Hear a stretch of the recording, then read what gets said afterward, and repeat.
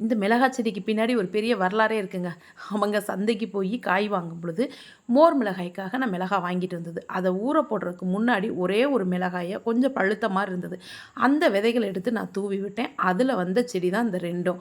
போன முறை ஒரே ஒரு காய் காய்ச்சிருந்துச்சு. இந்த டைம் நல்லா பூத்து காய்ச்சிருக்குங்க. ஏன்னா அது வெயில் கிடைக்காதனால அது காய்க்கல.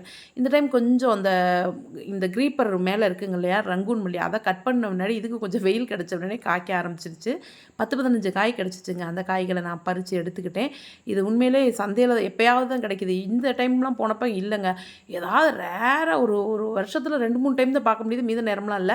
அதனால கிடைச்ச காய்கள் எல்லாம் எடுத்து நமக்கு வத்தல் கொஞ்சமா இருந்தாலும் போதும். ஏன்னா நான் ஒரு ஆள் தான் இங்க வீட்ல வத்தல் சாப்பிடுற ஆளே. மத்தபடி ரொம்ப யாரும் சாப்பிட மாட்டாங்க. அதுவும் மிளகா வத்தல் மோர்ல ஊற வச்சது பிடிச்சவங்களுக்கு தெரியும். இத விடவே மாட்டோம். அவ்வளோ சூப்பரா இருந்தது. அப்புறம் இருந்த மிளகாய், கொஞ்சம் பூக்கள் அதெல்லாமே எடுத்துக்கிட்டேன். மொச்சக்காய் ஒரு 10, 15 கிடைச்சது. அதையும் எடுத்து வச்சிருக்கேங்க.